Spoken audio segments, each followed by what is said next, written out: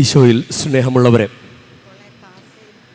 നമ്മുടെ ജീവിതം കൊണ്ട് നമ്മൾ ചെയ്യേണ്ട പ്രധാനപ്പെട്ട ഒരു കാര്യം ദൈവത്തെ പ്രീതിപ്പെടുത്തുക എന്നതാണ്.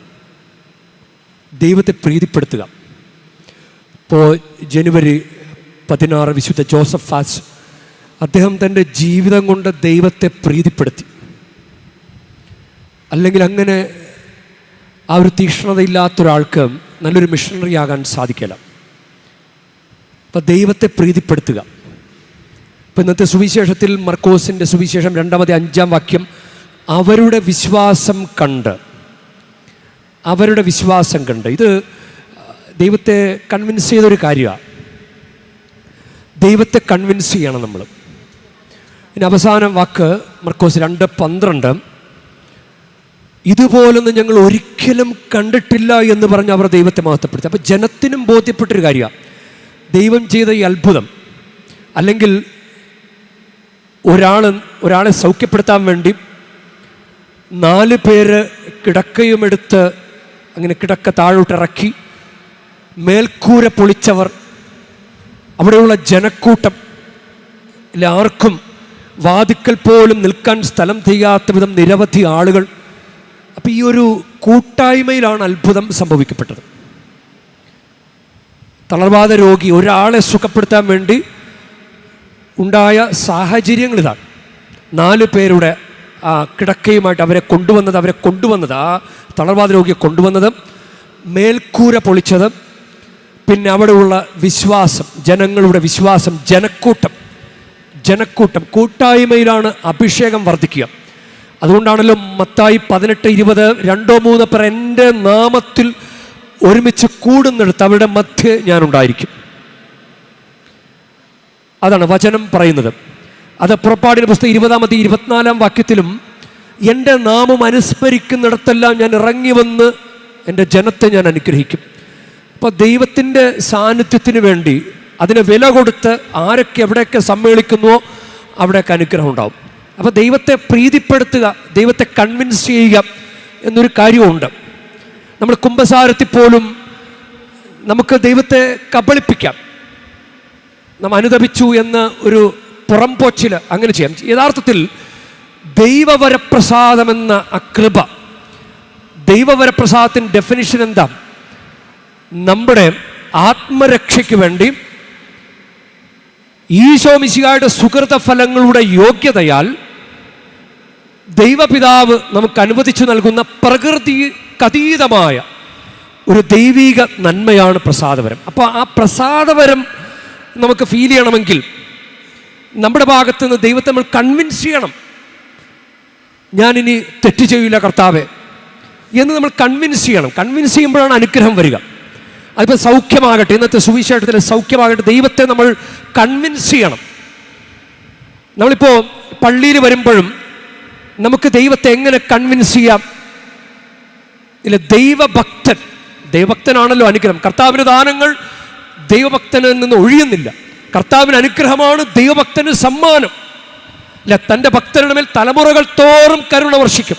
മറിയം പാടിയില്ലേ, തൻ്റെ ഭക്തരുടെ മേൽ തലമുറകൾ തോറും കരുണ വർഷിക്കും. അപ്പോൾ ഭക്തി എങ്ങനെയാണ് നമ്മൾ പ്രകടമാക്കുക? നമ്മുടെ വസ്ത്രധാരണം, നമ്മുടെ നിൽപ്പ്, കൈകൂപ്പിയുള്ള നിൽപ്പ് ഇല്ലേ. തലയിലെ സ്ത്രീകളൊക്കെ ആണെങ്കിൽ ശിരസ് മറച്ച് വേണം ദൈവാരാധനയിൽ പങ്കെടുക്കാൻ. കാരണം അത് 1 കൊരിന്ത്യർ 11:10 ദൂതന്മാരെ ആദരിച്ച വിധേയത്വത്തിൻ്റെ പ്രതീകമായി സ്ത്രീകൾ ശിരോവസ്ത്രം ധരിക്കട്ടെ. അപ്പം ആണുങ്ങൾ പുരുഷന്മാരെ ശിരോവസ്ത്രം ധരിക്കരുതെന്നും പറഞ്ഞിട്ടുണ്ട്. അത് 7-ാമത്തെ വചനമാണ്, 1 കൊരിന്ത്യർ 11:7. അപ്പോൾ ഒരു തൊപ്പി പോലും ചിലർ കുമ്പസാരെ കൂടി തൊപ്പിയൊക്കെ വെച്ച് അതൊരു അവഹേളനമായിട്ടാണ് കണക്കാക്കുക. തൊപ്പിയെ വെച്ചിട്ട് കൂദാശ സ്വീകരിക്കാൻ വരിക, ഈ ക്യാപ്പ് വെച്ചിട്ട്.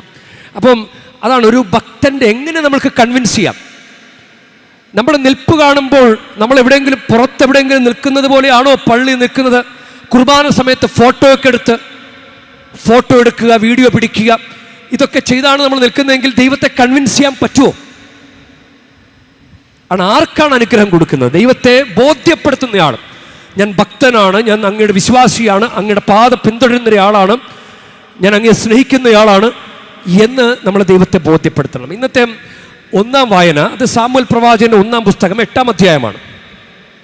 അപ്പോൾ സാമുവൽ തൻ്റെ മക്കളെ ന്യായാധിപന്മാരായിട്ട് നിയോഗിച്ചു. പക്ഷേ അവർ അനീതിപൂർവ്വം പ്രവർത്തിച്ചത് കൊണ്ട് ജനത്തിന് ഇഷ്ടപ്പെട്ടില്ല.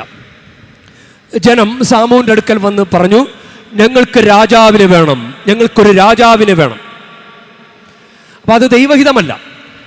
ദൈവമാണ് രാജാവ്, ദൈവമല്ലാതെ വേറൊരു രാജാവിനെ പറ്റില്ല. ഈ മക്കൾ അവർ ന്യായാധിപന്മാരായിട്ടാണ് നിയോഗിച്ചത്. അപ്പോൾ അവർ കൈക്കൂലി വാങ്ങുകയും അനീതി പ്രവർത്തിക്കുകയും ചെയ്തിരുന്നു. ഇസ്രായേലിലെ ശ്രേഷ്ഠന്മാർ റാമായിൽ സാമുവേലിന്റെ സന്നിധിയിൽ ഒരുമിച്ച് കൂടി. എന്നിട്ട് അവർ ഞങ്ങൾക്ക് രാജാവിനെ നിയമിച്ചു തരിക, അപ്പം ഞങ്ങൾക്കൊരു രാജാവിനെ തരിക എന്ന് പറഞ്ഞത് സാമുവേലിന് ഇഷ്ടമായില്ല. അവൻ കർത്താവിനോട് പ്രാർത്ഥിച്ചു. അവിടുന്ന് സാമുവേലിനോട് പറഞ്ഞു, ജനം പറയുന്നത് കേൾക്കുക, അവരുടെ ഇഷ്ടത്തിന് വിട്ടുകൊടുക്കുക, അങ്ങനെ പറയാം.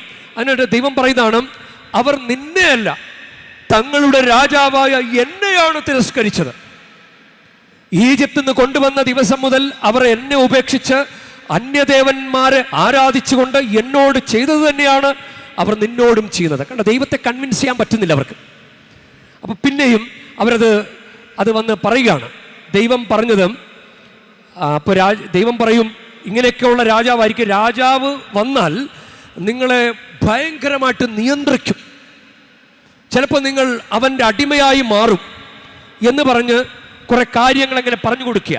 അതായത് രാജാക്കന്മാരുടെ രീതിയെക്കുറിച്ച് 8-ാം അധ്യായം 1 സാമുവേൽ 8-ാം അധ്യായം 11 മുതൽ 18 വരെ അത്രയും കാര്യങ്ങൾ ഇങ്ങനെ പറഞ്ഞു കൊടുക്കുകയാണ്. രാജാവ് ഇങ്ങനെയൊക്കെ ആയിരിക്കും, അതുകൊണ്ട് സൂക്ഷിച്ച് വേണം രാജാവിനെ സ്വീകരിക്കാൻ. രാജാവിനെ വേണമെന്ന് മുറവിളി കൂട്ടുന്നുണ്ടല്ലോ, പക്ഷെ രാജാവ് വന്നാൽ നിങ്ങൾ അവൻ്റെ അടിമയായിരിക്കും. എന്നിട്ടും അവർ വീണ്ടും വീണ്ടും അതിങ്ങനെ പറഞ്ഞുകൊണ്ടിരുന്നു. അപ്പോൾ ദൈവം പറയുകയാണ് 18-ാമത്തെ വാക്യത്തിലാണ്, നിങ്ങൾ തിരഞ്ഞെടുക്കുന്ന രാജാവ് നിമിത്തം അന്ന് നിങ്ങൾ വിലപിക്കും. അതായത് നിങ്ങൾ ഇഷ്ടമുള്ള പോലെ നടന്നാൽ പിന്നീട് നിങ്ങൾ ദുഃഖിക്കും.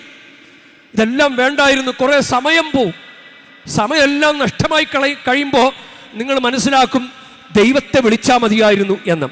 അപ്പോൾ എന്നിട്ട് പറയാണ്, അന്ന് നിങ്ങൾ വിലപിക്കും, എന്നാൽ കർത്താവ് നിങ്ങളുടെ പ്രാർത്ഥന കേൾക്കുകയില്ല. നിങ്ങൾ ഇഷ്ടമുള്ളതുപോലെയൊക്കെ ജീവിച്ചോ, കള്ളു കുടിച്ചും വ്യഭിചാരം ചെയ്തൊക്കെ നടന്നോ, കുഴപ്പമൊന്നുമില്ല. പള്ളിയിലൊന്നും വരാതെയും പള്ളിയിൽ വരണ്ട രീതിയിൽ വരാതെയും ഒക്കെ നടന്നോ, കുഴപ്പമൊന്നുമില്ല. പ്രാർത്ഥന ഞാൻ കേൾക്കൂല. അത് എൻ്റെ തീരുമാനമാണ്. നിങ്ങൾക്ക് ഇഷ്ടമുള്ളവരെ നടന്നോ. ഈ പർദീസയിലും ദൈവം എന്താ പറഞ്ഞ, ഈ പഴം ഭക്ഷിക്കരുത്. അപ്പോൾ സാത്താൻ വന്നു, ക്ലാസ് എടുത്തു കൊടുത്തു, പുതിയ ക്ലാസ്. അത് കഴിച്ചാൽ മരിക്കൊന്നുമില്ല. ഓക്കെ, നിങ്ങൾ സാത്താൻ്റെ ക്ലാസ്സൊക്കെ അറ്റൻഡ് ചെയ്തോ. ഈശോയുടെ സ്കൂളിൽ അഡ്മിഷൻ കിട്ടിയ നമ്മൾ മാമോദീസ വഴി ഈശോയുടെ സ്കൂളിൽ അഡ്മിഷൻ കിട്ടിയവരാ. എന്നിട്ട് നമ്മൾ ഇടയ്ക്കൊക്കെ പ്രൂവ് ചെയ്തു, ചിലപ്പോൾ ആരുടെയെങ്കിലും സമ്മർദ്ദം മൂലമായിരിക്കാം, പ്രൂവ് ചെയ്തു നമ്മൾ യോഗ്യരാണെന്ന്. അപ്പം നമുക്ക് ആദ്യ കുമ്പസാരം തന്നു, ആദ്യ കുർബാന തന്നു, പിന്നെയും നമ്മൾ പ്രൂവ് ചെയ്തു. അപ്പോൾ നമുക്ക് സ്ഥൈര്യലേപനം തന്നു, പിന്നെയും നമ്മൾ പ്രൂവ് ചെയ്തു നമ്മൾ നല്ലതാണെന്ന്. അത് അഭിനയമാണോ ഒറിജിനലായിരുന്നോ എന്ന് നമ്മൾ തന്നെ ചിന്തിക്കണം. അപ്പോൾ നമുക്ക് വിശുദ്ധ വിവാഹം തന്നു. ഇല്ല, അത് കൂട്ടായ്മയിൽ ശുശ്രൂഷ ചെയ്യാനുള്ള കൂതാശകളാണ്, തിരുപ്പട്ടവും വിവാഹവും. എന്നിട്ട് നമ്മൾ പിന്നെയും കബളിപ്പിക്കുന്നു.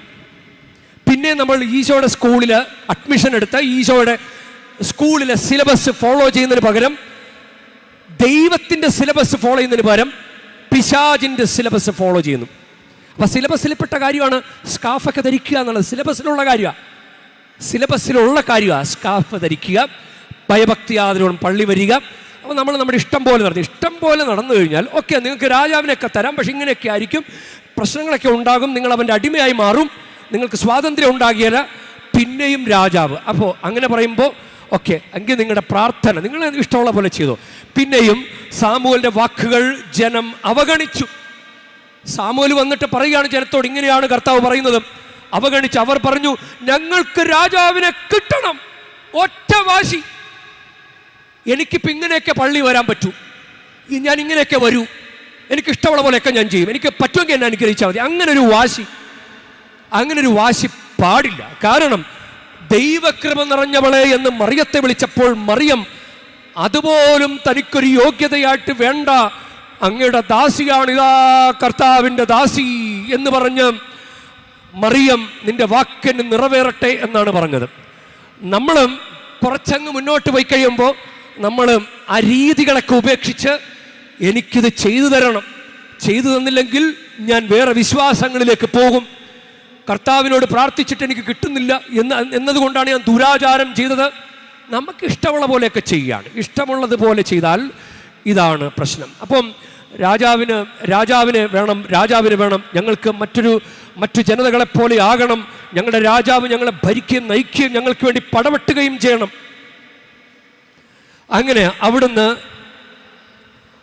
അവനോട് പറഞ്ഞു, അവരുടെ വാക്കനുസരിച്ച് അവർക്ക് രാജാവിനെ വാഴിച്ചു കൊടുക്കുക.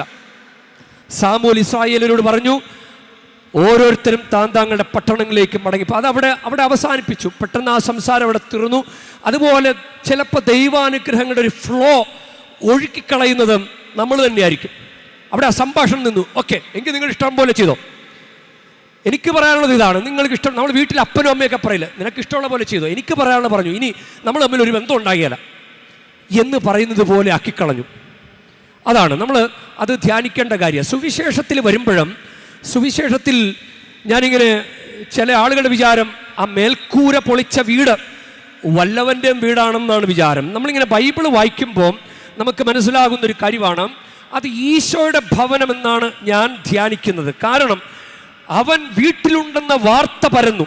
അവൻ വീട്ടിലുണ്ട്, കഫർനാമിലെത്തി, അവൻ വീട്ടിലുണ്ട്, നമുക്കത് പ്രയോജനപ്പെടുത്തണം, അവനെ പ്രയോജനപ്പെടുത്തണം എന്ന് പറഞ്ഞ് ജനങ്ങൾ വാതിക്കൽ പോലും നിൽക്കാൻ പറ്റാത്ത വിധത്തിൽ അത്രയധികം ജനക്കൂട്ടം കൂടി. അപ്പോൾ ഒരു തളർവാദ രോഗിയെ അവർ കൊണ്ടുവരികയാണ്. അങ്ങനെ മേൽക്കൂര പൊളിച്ചു.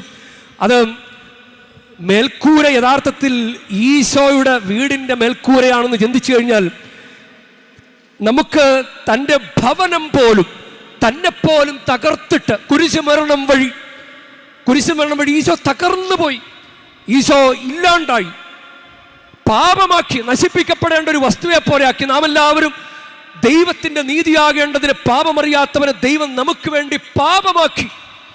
പാപം നശിപ്പിക്കപ്പെടേണ്ട ഒരു കാര്യമാണ്. 2 കൊരിന്ത്യർ 5:21 അപ്പം അതുപോലെ തൻ്റെ വീട് പോലും തകർത്തിട്ട് ഒരാളെ രക്ഷിക്കുന്ന ദൈവം. അങ്ങനെ ഒന്ന് ചിന്തിച്ചേ, എത്ര രസകരമാണ്, ദൈവമാണ്. അപ്പോൾ ഈ ജനക്കൂട്ടത്തിൻ്റെ വിശ്വാസം, തളർവാദ രോഗിയുടെ വിശ്വാസം, അവരെ കൊണ്ടുവന്ന 4 പേരുടെ വിശ്വാസം, മേൽക്കൂര പൊളിച്ചവർ, അത് ഈശോ ആയിരിക്കൂലല്ലോ, മേൽക്കൂര പൊളിച്ചവരുടെ വിശ്വാസം, ഇതൊക്കെ ഈശോ പോസിറ്റീവായിട്ടാണ് കണക്കാക്കുക. അപ്പോഴാണ് നിയമജ്ഞര് പറയുക, അവൻ ദൈവദൂഷണം പറയുന്നു. 8ാമത്തെ വാക്യത്തിൽ പറയുകയാണ്, മർക്കോസ് 2:8, അവർ ഇപ്രകാരം വിചാരിക്കുന്നത് മനസ്സിലാക്കി യേശു അവരോട് ചോദിച്ചു, എന്തുകൊണ്ടാണ് നിങ്ങൾ ഇങ്ങനെ ചിന്തിക്കുന്നത്? ആ സാമുവേൽ ദൈവത്തോട് പ്രാർത്ഥിക്കുമ്പോൾ, ദൈവത്തോട് അവർക്ക് രാജാവിനെ വേണം എന്ന് പറയുമ്പോൾ 7ാമത്തെ വാക്യത്തിൽ, 8ാം അധ്യായം 1 സാമുവേൽ 8ാം അധ്യായം 7ാമത്തെ വാക്യത്തിൽ ദൈവം തന്നെ പറയണം, അവിടുന്ന് സാമുവേലിനോട് പറഞ്ഞു, ജനം പറയുന്നത് കേൾക്കുക, അവർ നിന്നെയല്ല തങ്ങളുടെ രാജാവായ എന്നെയാണ് തിരസ്കരിക്കുന്നത്. ഈജിപ്തിൽ നിന്ന് കൊണ്ടുവന്ന ദിവസം മുതൽ അവർ എന്നെ ഉപേക്ഷിച്ച് അന്യദേവന്മാരെ ആരാധിച്ചുകൊണ്ട് എന്നോട് ചെയ്തത് തന്നെയാണ് അവർ നിന്നോടും ചെയ്യുന്നത്. ഈ ഒരു വേദന എപ്പോഴും, അതായത് എല്ലാം കൊടുത്തു, വീടൊക്കെ പൊളിച്ച് അനുഗ്രഹം കൊടുക്കുമ്പോൾ നിയമജ്ഞരെ പിറുപിറുക്കുന്നത് ഇവൻ ദൈവദൂഷണം പറഞ്ഞു. എന്തുകൊണ്ടാണ് ഇങ്ങനെ ചിന്തിക്കുന്നത്? ഇത്ര അനുഗ്രഹം തന്നിട്ട് എന്തുകൊണ്ടാണ് നിങ്ങൾക്കൊന്നും മനസ്സിലാകാത്തത്? ദൈവത്തിൻ്റെ സ്നേഹം, ദൈവത്തിൻ്റെ കുരിശുമരണം, യേശു ഏകരക്ഷകനാണെന്ന് എന്തുകൊണ്ടാണ് മനസ്സിലാക്കാൻ പറ്റാത്തത്? എന്തുകൊണ്ടാണ് യേശുവിൻ്റെ കുരിശുമരണത്തിൻ്റെ അനുസ്മരണം പരിശുദ്ധ കുർബാനയിൽ ഇത്ര പ്രാധാന്യമില്ലാതെ പങ്കെടുക്കുന്നത്? എന്തുകൊണ്ടാണ്? നിങ്ങൾക്ക് മനസ്സിലായിട്ടില്ലേ ഈശോയുടെ വേദന? മനസ്സിലായിട്ടില്ലേ? ഈ വേദന ദൈവത്തിനുണ്ട് എപ്പോഴും. ഇഷ്ടമുള്ള പോലെ ചെയ്തോ, പക്ഷെ ദൈവത്തെ വേദനിപ്പിക്കാൻ പാടില്ല. ദൈവത്തെ പ്രീതിപ്പെടുത്തണം. ദൈവത്തെ നമ്മൾ പ്രീതിപ്പെടുത്തണം. അതാണ് ദൈവത്തെ പ്രീതിപ്പെടുത്തുക. നമ്മൾ നല്ല കാര്യങ്ങളോട് ചില ആളുകൾ എപ്പോഴും മറുതലിച്ചു നിൽക്കും. സുഭാഷിതങ്ങളുടെ പുസ്തകം 18ാം അധ്യായം 1-ാം വാക്യം, വേറിട്ടു നിൽക്കുന്നവൻ എല്ലാ നല്ല തീരുമാനങ്ങളോടും മറുതലിച്ചു നിൽക്കാൻ പഴുതു നോക്കുന്നു. അവൻ എന്തെങ്കിലും ഒരു കുറ്റം കണ്ടുപിടിച്ചുകൊണ്ടിരിക്കും. പള്ളിക്കകത്തായാലും എന്തായാലും സഭയിലും വൈദികരെയും ഒക്കെ ഇങ്ങനെ കുറ്റം പറഞ്ഞുകൊണ്ടിരിക്കും. അപ്പോൾ അവന് ദൈവത്തെ പ്രീതിപ്പെടുത്തണമെന്നൊരു ചിന്ത ഉണ്ടാവില്ല. അവനിങ്ങനെ, അതാണ് നമ്മൾ എന്താണ്, ഏത് ആറ്റിറ്റ്യൂഡിലാണ് നമ്മൾ ദൈവത്തെ സമീപിക്കുന്നത്? ദൈവത്തെ പ്രീതിപ്പെടുത്തിയാൽ നമുക്ക് അനുഗ്രഹം ഉണ്ടാവും. ഇന്ന് ഈ തീർത്ഥാടനം നടത്തുമ്പോൾ തീർത്ഥാടനം യഥാർത്ഥത്തിൽ ഒരു കുറുക്കു വഴിയാണ്. ഇടവകയിലൊക്കെ ചില പള്ളിയിൽ പോക്കൊന്നും ഉണ്ടാകില്ല, മദ്യപാനമൊക്കെ ഉണ്ടാകും, അതുപോലെ കുമ്പസാരവും കുർബാന സ്വീകരണമൊന്നും ഉണ്ടാവില്ല. ഒരൊറ്റ യാത്ര തീർത്ഥാടനം, ഒരൊറ്റ മുട്ടുനിരങ്ങൾ, എനിക്ക് കാര്യം കിട്ടണം എന്നൊരു ചിന്ത പലപ്പോഴും ഉണ്ട്. അത് നെഞ്ചത്ത് കൈവച്ച് പറയാൻ പറ്റുമോ? ഞാൻ ആത്മാർത്ഥമായിട്ട് ദൈവത്തെ സ്നേഹിക്കുന്നത് കൊണ്ടാണ്, എനിക്ക് ദൈവത്തെ വേണം, എനിക്ക് ദൈവത്തെ പ്രീതിപ്പെടുത്തണം എന്ന് വിചാരിക്കുന്നത് കൊണ്ടാണോ തീർത്ഥാടനത്തിന് വന്നത്? ഇല്ല. ഈ ഒരൊറ്റ യാത്ര വഴി എനിക്ക് അങ്ങനെ കഷ്ടപ്പെട്ട് നേടിയെടുക്കേണ്ട കാര്യമൊന്നുമില്ല, എനിക്ക് ഈ ഒറ്റ യാത്ര വഴി എനിക്ക് കിട്ടണം. അങ്ങനെയുള്ള ചിന്തയാണെങ്കിൽ ദൈവത്തെ പ്രീതിപ്പെടുത്തുന്നില്ല. നമ്മൾ ദൈവത്തെ പ്രീതിപ്പെടുത്തൂ. അങ്ങനെ നിറഞ്ഞു നിൽക്കുക, ദൈവത്തിൻ്റെ കൂടെ നിൽക്കും, ദൈവത്തിൻ്റെ കൂടെ ദൈവത്തിൻ്റെ കൈപിടിച്ച് നടക്കും. അങ്ങനെ ഒരു ജീവിത ശൈലി നമ്മൾ ഫോളോ ചെയ്യുമ്പോൾ ദൈവത്തിന് ബോധ്യമാവും, നീ പ്രിയ മകനെ, നീ ദൈവത്തിൻ്റെ കൂടെയാണ്, ദൈവത്തിന് ബോധ്യമാകും. അതുകൊണ്ട് സിലബസ്, കർത്താവിൻ്റെ സിലബസ് തന്നെ ഫോളോ ചെയ്യണം. നമുക്ക് തൊടിയിച്ച് പോകാൻ പറ്റില്ല. നമ്മുടെ സിലബസ് എന്താ? കൗദാശിക ജീവിതം, കൂടെയുള്ള കുമ്പസാരം, കുർബാന അർപ്പണം, കുർബാന സ്വീകരണം. ഇപ്പോൾ ഇവിടെയൊക്കെ ആണെങ്കിൽ ആരാധന, ചാപ്പലിൽ പോയിരുന്ന ആരാധനയിലിരുന്ന് പ്രാർത്ഥിക്കുക. അപ്പം കൗദാശികമായ ഒരു കാര്യമായി. ഇനിയും നമുക്ക് നമ്മുടെ വചനാധിഷ്ഠിത ജീവിതം കൂടിയുണ്ട്. അത് നമ്മൾ ചെയ്യേണ്ടത് വചനം പഠിക്കണം, വചനം വായിക്കണം, വചനം ഉപയോഗിച്ച് പ്രാർത്ഥിക്കണം, കൽപ്പന പാലിക്കണം. അതാണ് വചനാധിഷ്ഠിത ജീവിതം. ഇനി പ്രാർത്ഥനാ ജീവിതം, വ്യക്തിപരമായിട്ട് പ്രാർത്ഥിക്കണം, കുടുംബ പ്രാർത്ഥന ചൊല്ലണം. ഇതാണ്. ഇങ്ങനെ ഈ വഴി നമ്മൾ ദൈവത്തെ കൺവിൻസ് ചെയ്യണം. നമ്മൾ ആൾരൂപം കൊണ്ട് നേർച്ചപ്പെട്ടിട്ടാൽ അത് ദൈവത്തെ കൺവിൻസ് ചെയ്യാൻ പറ്റുമെന്ന് എനിക്ക് തോന്നുന്നില്ല. കാരണം ഈശോ സ്ഥാപിച്ച ഒരു കാര്യമല്ല ആൾരൂപം. തലമുടി പഠിച്ചാൽ ഈശോയെ കൺവിൻസ് ചെയ്യാൻ പറ്റുമെന്ന് അറിയില്ല. കാരണം ഈശോയ്ക്ക് മുടിയുണ്ട്. ഈശോ അങ്ങനെ ഒരു കാര്യം ചെയ്തിട്ട് പോലുമില്ല. പിന്നെ എങ്ങനെയാണ് ഈശോയെ കൺവിൻസ് ചെയ്യുന്നത്? ഇനി ചരടും തൂവാലയും താഴും താക്കോലും ഒക്കെ കെട്ടിപ്പൂട്ടിയിട്ടാൽ ഈശോയെ കൺവിൻസ് ചെയ്യാൻ പറ്റുമെന്ന് എനിക്ക് തോന്നുന്നില്ല. കാരണം ഈശോയായിട്ട് ഒരു ബന്ധവുമില്ല, ഒരു പുലബന്ധം പോലുമില്ല ഈശോയായിട്ട്.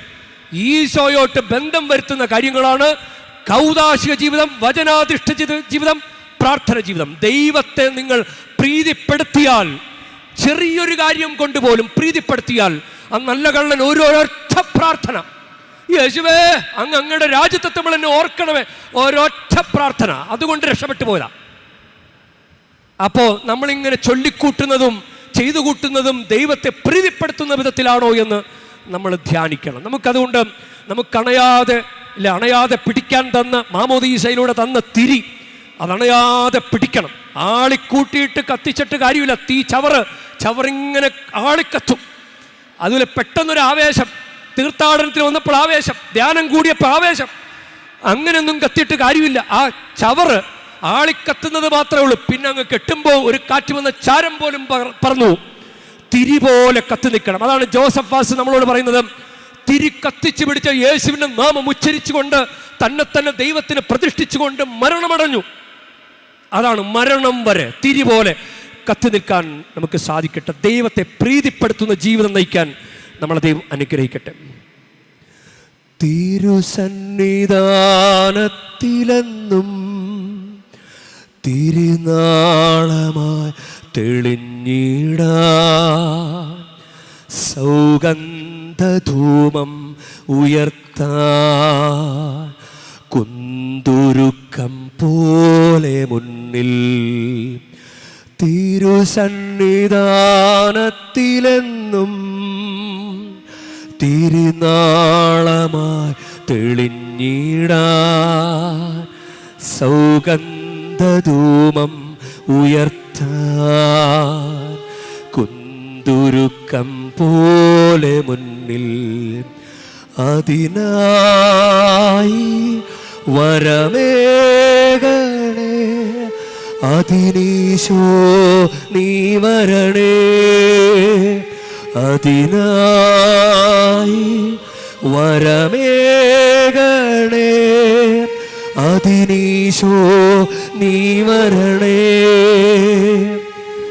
ഇതാ കർത്താവിൻ്റെ ദാസി എന്ന് പറഞ്ഞ് ഈശോയെ പൊന്നുപോലെ സ്വീകരിച്ച് ദൈവത്തെ പ്രീതിപ്പെടുത്തിയ പരിശുദ്ധമ്മേ, അങ്ങനെ മുന്നോട്ട് ജീവിച്ച് അവസാനം കുരിശിൻ ചവിട്ടിൽ യോഹന്നാൻ 19:25 കുരിശിൻ ചവിട്ടിൽ നിന്ന് ഈശോയുടെ കുരിശുമരണത്തെ ആരാധിച്ച് വീണ്ടും ദൈവത്തെ പ്രീതിപ്പെടുത്തിയ പരിശുദ്ധ മറിയമേ, ദൈവത്തെ പ്രീതിപ്പെടുത്തി ജീവിക്കാൻ ഞങ്ങളെയും സഹായിക്കണമേ. ആമേൻ.